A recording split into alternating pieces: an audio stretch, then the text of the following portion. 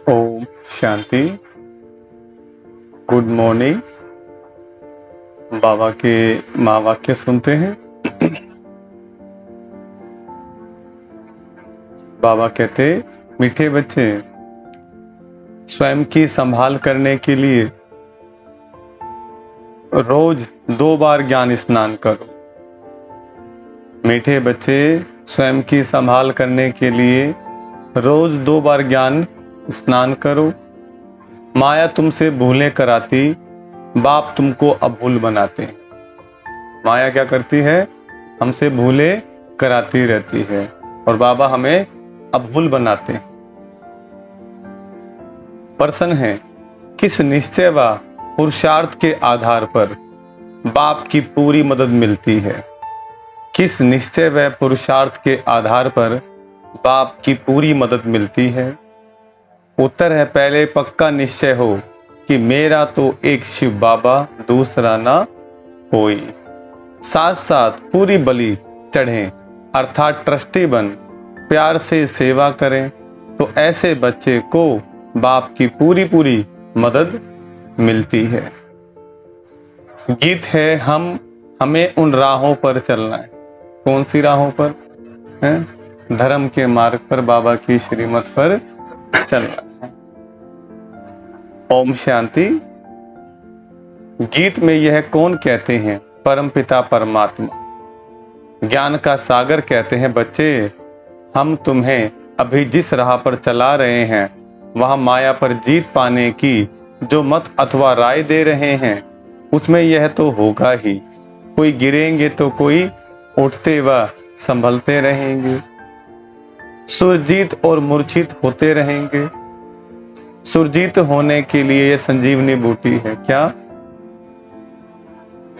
ज्ञान संजीवनी बूटी, जिसको लक्ष्मण जी ने झूठा समझकर फेंक दिया था, ये भीलनी का बेर, फिर बाद में वही जो है क्या संजीवनी बूटी बन गई थी और फिर उसी से उनकी जो पीड़ा दूर हुई थी, वो मौत के मुंह से बाहर निकले थे। इसी प्रकार आज जो लोग ज्ञान को नकार रहे हैं, ज्ञान से दूर भाग रहे हैं, भगवान का ज्ञान उन्हें बेर दिखाई दे रहा है, दुश्मन दिखाई दे रहा है, लेकिन बाद में फिर वही जब लोग मूर्छित हो जाएंगे, लोग दुखी परेशान होंगे, तो यही ज्ञान संजीवनी बूटी बन करके उनको मौत के मुंह से बाहर निकालेगा, पीड़ा से बाहर निकालेगा। राम तो सहज स्वीकार करते हैं, पर लक्ष्मण माने हमारा मन जो घृणा करता है, जरा सी बात में जोश में आ जाता है, जरा सी बात में गुस्से में आ जाता है, संकालू स्वभाव का है लक्ष्मण। तो इसी प्रकार परमात्मा कहते हैं, बच्चे ये तुम्हारे भीतर की रामायण है। बाहर की रामायण तो देखी हमने, लेकिन क्या है हमारे भीतर की रामायण, हमारे अपनी जीवन कहानी। परमपिता परमात्मा की है ज्ञान बूटी। रामायण में भी कहानी है ना कि राम और रावण की युद्ध हुई, लक्ष्मण मूर्छित हो गया, हनुमान संजीवनी बूटी ले आया। अब वास्तव में रामायण तो पीछे बैठ बनाया है, ऐसी कोई बातें हैं नहीं, ना कोई मनुष्यों की बनाई हुई गीता भगवान ने बैठ गाई है। बाप तो ज्ञान का सागर है। किसका ज्ञान? सृष्टि के आदि मध्य अंत का ज्ञान देते हैं, जिसका ही मनुष्यों ने गीता शास्त्र बनाया है, उस पर नाम रख दिया है श्री कृष्ण का। जैसे बाप की जीवन कहानी में अगर कोई बच्चे का नाम लिख दे तो क्या होगा, वैसे ही शिव बाबा ने जन्म दिया गीता को, उस गीता में श्री कृष्ण का नाम डाल दिया है, इसलिए अनर्थ हो गया है। गीता खंडन होने से सभी मनुष्य आत्माओं का बुद्धि योग परमात्मा से टूट गया है। तो मनुष्य पवित्र कैसे बने? इस योग अग्नि से ही हम पवित्र बनते हैं, ना कि गंगा जल से। बाबा है ज्ञान का सागर, ज्ञान अमृत से मनुष्य को देवता बनाते हैं, बाकी अमृत पानी को नहीं कहा जाता है। यह है पढ़ाई माना नॉलेज। यह शास्त्र तो भारतवासियों ने द्वापर से बनाए हैं। मनुष्य कहते हैं शास्त्र अनादि हैं, हम कहते हैं ड्रामा ही अनादि है, परंतु ऐसे नहीं कि यह कोई शास्त्र सतयुग में शुरू हुए हैं, यह सब अनादि हैं। माना ड्रामा में नूंद है, द्वापर से लेकर मनुष्य लिखते ही आए हैं। अब बेहद के बाप ने अपनी सारी जीवन कहानी बताई है। कहते हैं सतयुग त्रेता में मेरा पार्ट नहीं। किसका? परमपिता परमात्मा का। सृष्टि ड्रामा अनुसार चलती रहती है, मेरा भी ड्रामा के अंदर पार्ट नूंदा हुआ है, मैं ड्रामा के बंधन में बांधा हुआ हूँ। सतयुग त्रेता में मेरा पार्ट नहीं है, जैसे क्राइस्ट बुद्ध आदि का सतयुग त्रेता में पार्ट नहीं है। सब आत्माएं मुक्ति धाम में रहती हैं, ऐसे नहीं देवी देवताओं की भी सब आत्माएं उस समय आ जाती हैं, नहीं, वे भी धीरे धीरे नंबरवार आती हैं। फिर सतो प्रधान से बदल सतो रजोतमो स्टेजेस में आती हैं, फिर सूर्यवंशी ही चंद्रवंशी बनते हैं, फिर वृद्धि होती जाती है। यह पूरा राज समझना है। तुम जानते हो जो अधूरा पवित्र बनेंगे उन्हें राज्य भी अधूरा मिलेगा। जो अधूरा पवित्र बनेंगे, जो अधूरी श्रीमत पर चलेंगे, उनको राज्य भी अधूरा मिलेगा। जो ज्ञान योग में तीखे जाएंगे वही पहले राजे बनेंगे। यह राजधानी बन रही है, अभी इस समय राजधानी बन रही है। एडी से चोटी का जोर लगाना है ज्ञान योग मार्ग पे, तब जाकर के पास होंगे। पूरा पुरुषार्थ करना है। शिव बाबा समझाते हैं तुमको हीरे, शिव बाबा समझाते हैं तुमको हीरे समान बनना है। मैं ज्ञान का सागर, शांति का सागर हूं, तुमको फिर मास्टर ज्ञान सागर बनना पड़े। शांति का अर्थ एक दो से लड़ना नहीं है। सन्यासी समझते हैं प्राणायाम चढ़ा दें, यहां ऐसे नहीं है। बाबा रस्सी खींच लेते हैं, छोटी बच्चियों की भी बाबा रस्सी खींच लेते हैं तो ध्यान में चली जाती हैं। इसको कहा जाता है ईश्वरीय वरदान। रस्सी खींचना माना बुद्धि को परमात्मा ऊपर की ओर खींच लेते हैं। भक्ति में भी साक्षात्कार होता है। यह दिव्य दृष्टि देना बाप के सिवाय और किसकी ताकत नहीं है। अब तो बाप सम्मुख कहते हैं। भक्तों के पास भगवान को आना पड़ता है माया की जंजीरों से लिबरेट करने। बाबा कहते हैं मैं जानता हूं यह माया की युद्ध है, कभी चढ़ेंगे कभी गिरेंगे। योग टूटता है तो मनसा वाचा कर्मणा में भी भूलें होती हैं। योग टूटेगा तो मन से, वचन से और कर्म से क्या होंगी? भूले, गलतियां होंगी। परीक्षा सब पर आती है।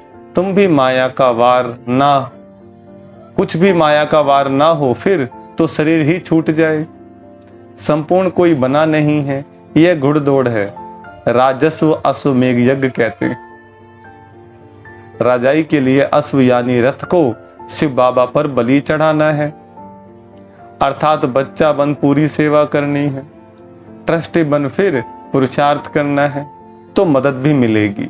पक्का निश्चय चाहिए, मेरा तो एक शिव बाबा, दूसरा ना कोई। मरना तो सबको है।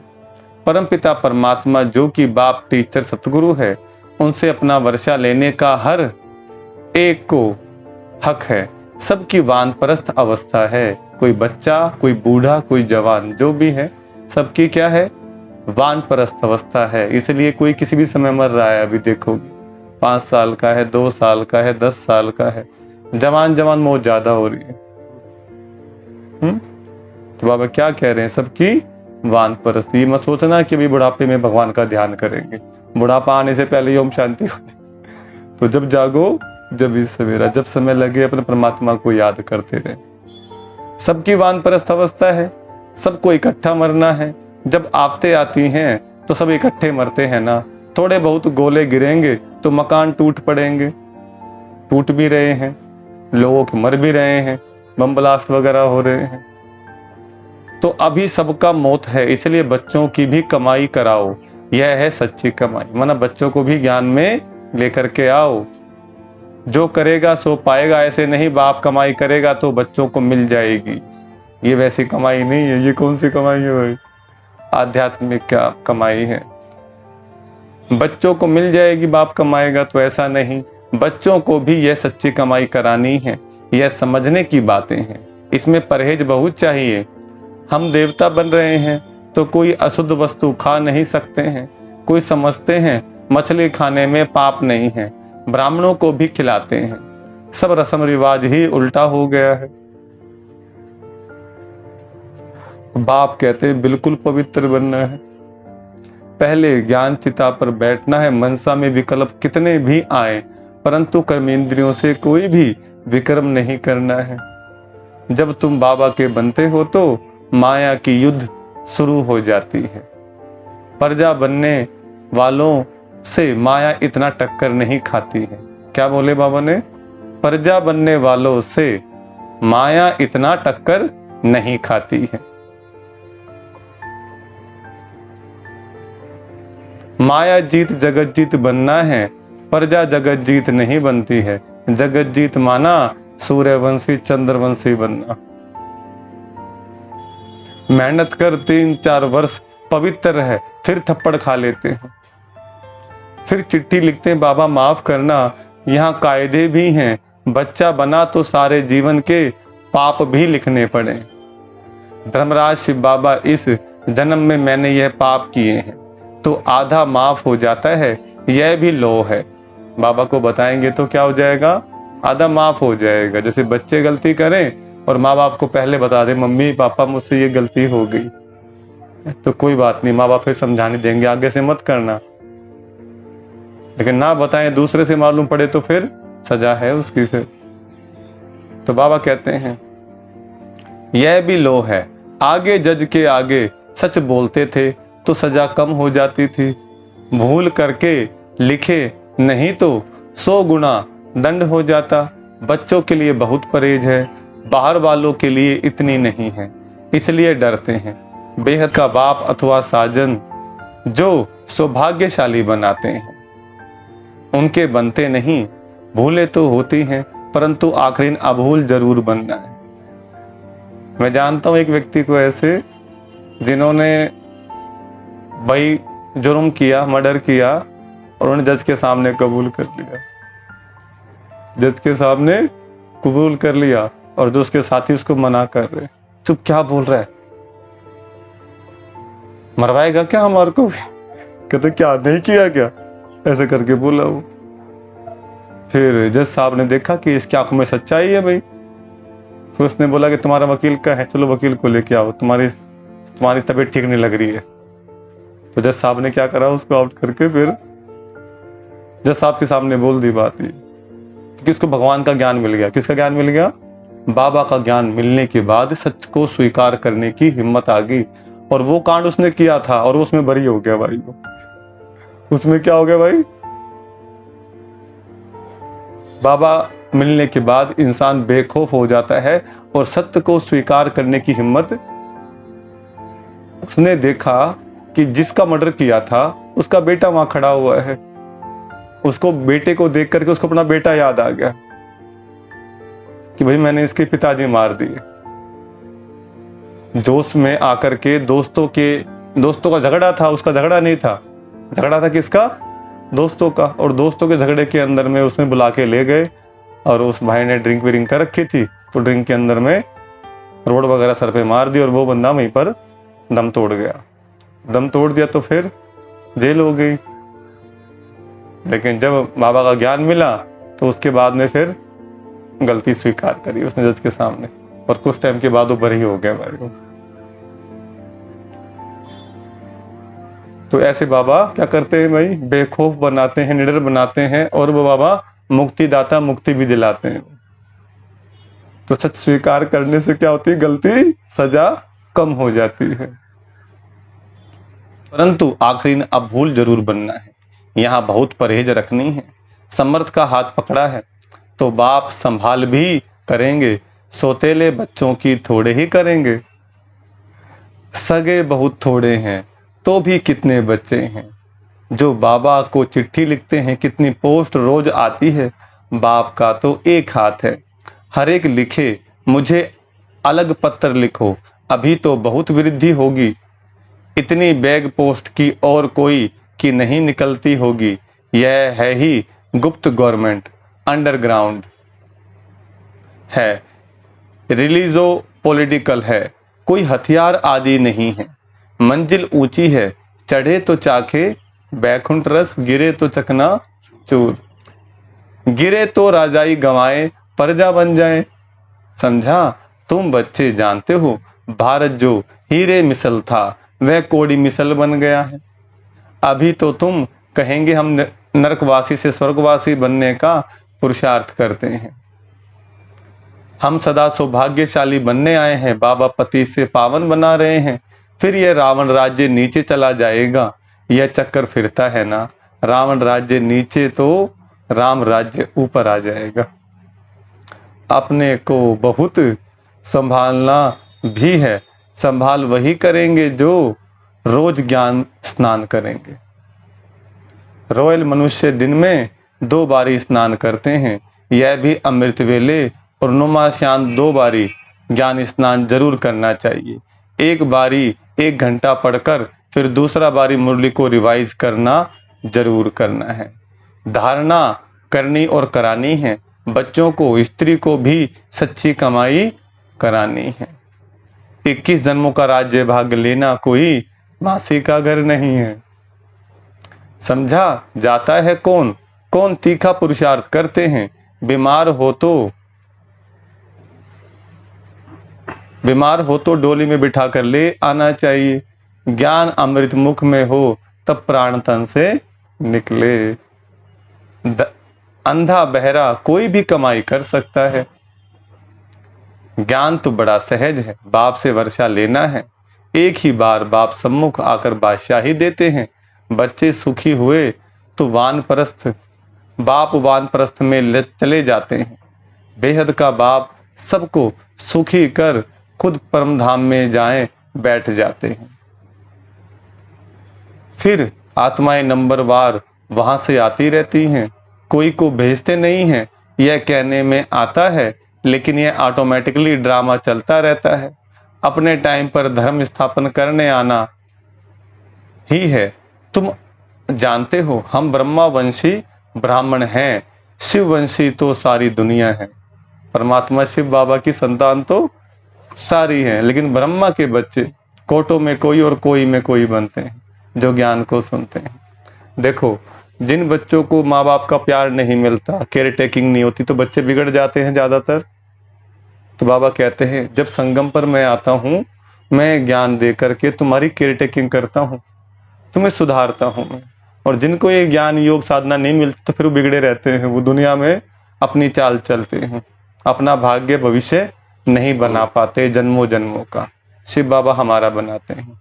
तो बाबा कहते हैं शिववंशी तो सारी दुनिया है। फिर जिस्मानी बाप हो गया ब्रह्मा, ब्रह्मा के बच्चे हम भाई बहन ठहरे। अभी हम हैं ईश्वरीय धर्म के, सतयुग में होंगे देवी देवता धर्म के। अब ईश्वर के पास जन्म लिया है, अभी हम उनके बन गए हैं। मनुष्य रास्ता को न जानने के कारण रचना के आदि मध्य अंत को भी नहीं जानते हैं। उनको कहा जाता है नास्तिक, कोड़ी तुल्य। बरोबर अभी हम आस्तिक बने हैं, क्योंकि हमें स्वास्तिक का ज्ञान, सृष्टि चक्र का ज्ञान मिला, इसलिए हम क्या बन गए? आस्तिक। इसलिए क्या लिखते हैं? शुभ लाभ रिद्धि सिद्धि लिखते हैं। तो बाबा कहते हैं जब मैं आता हूं तुम्हें स्वास्तिक का ज्ञान देता हूं, तुम्हें स्वयं को आस्तिक बनाता हूं, तब जाके तुम्हारे जीवन में शुभ लाभ रिद्धि सिद्धि आती है। तो फिर हम कितने 2500 वर्ष तक पूरे आस्तिक बने रहते हैं। फिर सृष्टि का समय का चक्कर घूमता है, तो फिर द्वापर और फिर कलयुग, फिर रात्रि हो जाती है शुरू। तो बाबा कहते हैं अभी हम, बाबा कहते हैं नास्तिक कोड़ी तुल्य, बरोबर अभी हम आस्तिक बने हैं तो हम हीरे तुल्य बन जाते हैं। रचता और रचना को जानने से हमको राजाई मिलती है। बाबा हमको वर्थ पाउंड बनाते हैं, तो बनना चाहिए ना। सचखंड का बादशाह सचखंड का मालिक बना रहा है। चमड़ा पोष कहा जाता है। एक खुदा दोस्त की कहानी भी है। तो वह तो अब वह खुदा हमारा दोस्त है। खुदा दोस्त अल्लाह अव्वल दीन और हातिम ताई का खेल सारा अभी का है। हातिम ताई का खेल भी अभी का है। अच्छा, मीठे मीठे सिकलदे बच्चों प्रति माता पिता बाप दादा का याद प्यार गुड मॉर्निंग। रूहानी बाप की रूहानी बच्चों को नमस्ते।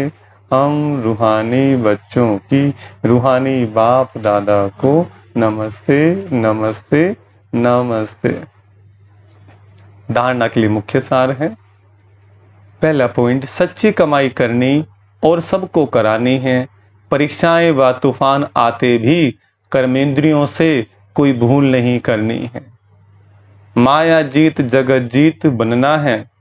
दूसरा, देवता बनने के लिए खान पान की पूरी परहेज रखनी है। जैसा अन्न वैसा मन। देवता बनने के लिए खान पान की पूरी परहेज रखनी है। कोई भी अशुद्ध वस्तु नहीं खानी है। 2 बारी ज्ञान स्नान जरूर करना है। वरदान, एक बल एक भरोसे के आधार से सफलता प्राप्त करने वाले मास्टर सर्वशक्तिमान भव। वरदान का विस्तार, जो सच्ची लगन वाले बच्चे एक बल एक भरोसे के आधार से चलते हैं उन्हें सदा सफलता मिलती रहती है और मिलती रहेगी, क्योंकि सच्ची लगन विघ्नों को सहज ही समाप्त कर देती है। जहाँ सर्वशक्तिमान बाप का साथ है, उस पर पूरा भरोसा है, वहाँ छोटी छोटी बातें ऐसे समाप्त हो जाती हैं जैसे कुछ थी ही नहीं। असंभव भी संभव हो जाता है। मक्खन से बाल समान सब बातें सिद्ध हो जाती हैं। तो ऐसे अपने को मास्टर सर्वशक्तिमान समझ सफलता स्वरूप बनते चलो। स्लोगन है, नैनों में पवित्रता की झलक हो और मुख पर पवित्रता की मुस्कुराहट हो, यही श्रेष्ठ पर्सनैलिटी है। क्या कहा, दोबारा सुने, नैनों में पवित्रता की झलक हो और मुख पर पवित्रता की मुस्कुराहट हो, यही श्रेष्ठ पर्सनैलिटी है। अच्छा, ओम शांति।